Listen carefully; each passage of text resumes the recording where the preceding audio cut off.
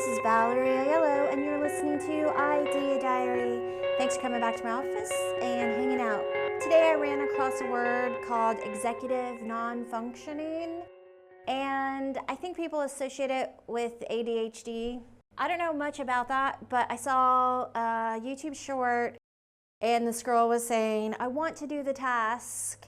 I'm tired of not doing the task. And I really resonated with that feeling because sometimes the problem that I have is if there aren't a million things going on, I do really well in there's a million things going on and deciding what to do and when.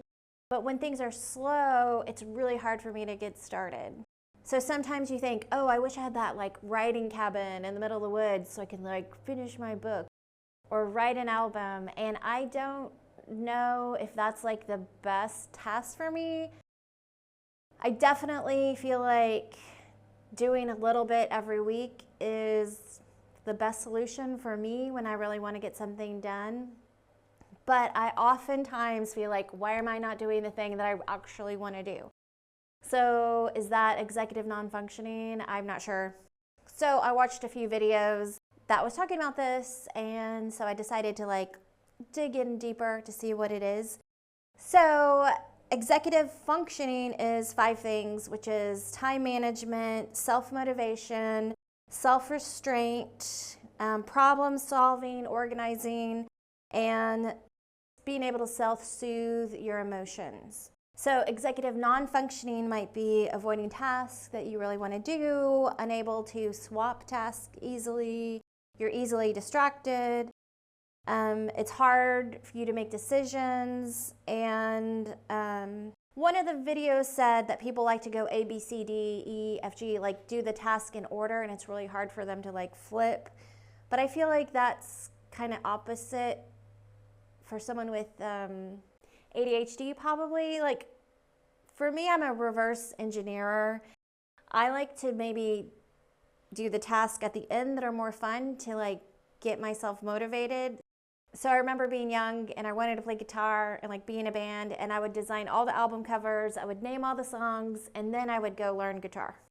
And it would drive my bandmate crazy. I would always put practicing last. I would put everything else, all the fun stuff first, but ultimately I needed to have everything. So I'm definitely a reverse engineer for excitement factor.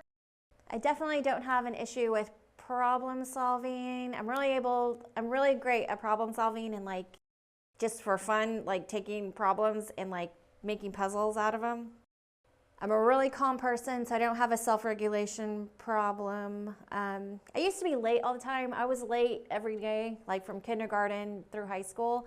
But as I got older, I learned how to kind of manage that. Just whatever time I need to leave the house, I kind of give myself a fake time 30 minutes before so that I have that window to change into a million different outfits or to be a little bit more casual, and I don't have to rush. And I don't have much to do. I don't have many things where I have to be at somewhere at a certain time. So that's kind of dissolved for me, being a bad time management person.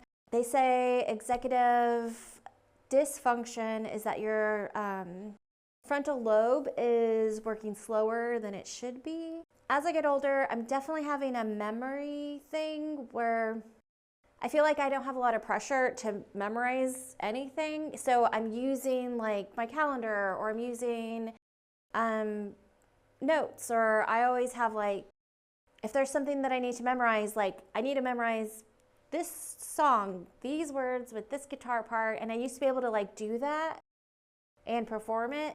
And now it's I feel I have all these ways of using the iPad to remember a song, and all these excuses well, if I want to remember 100 songs, that's impossible, so I need all these cheat sheets. And I feel I need to get back into the whatever brain I used to have, where you would memorize it and you wouldn't use the internet for everything. I don't know. I feel that's a totally different problem.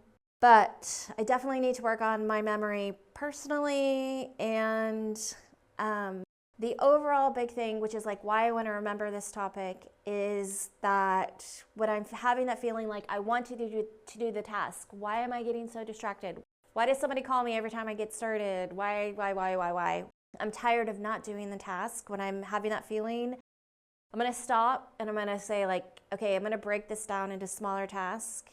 There was a woman on YouTube and she had the fly lady system, which I love the idea. So I hate having like a spring cleaning week. I'd rather do cleaning in small different tasks.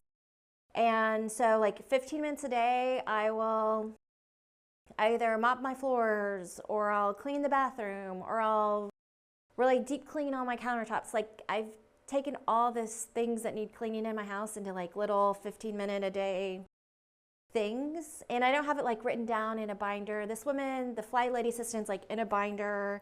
You clean this one day, this one day, this one day, and it's like all organized to where you're cleaning 15 minutes every day. So you never have to stop and clean. Everything is just always clean. And I love that. So I don't know, I guess this is a reminder for me. There's big projects that are just sitting on the back burner. Like, let's bring them forward in a smaller task way, the fly lady system way of making dreams get done so you can do more stuff. That's really my style. Like, I'm more of a, like, I need a million ideas on my brain and swap the task and do them so that I can get them off my plate so I can have more ideas. Executive non-functioning brains, is that something that's real? All the videos about this seem really old, like 8 years, 5 years, 3 years old. So I don't know if this is an old topic. I've never heard of it before and resonated with me, something I wanted to look into and share with y'all. And thanks for coming in and hanging out.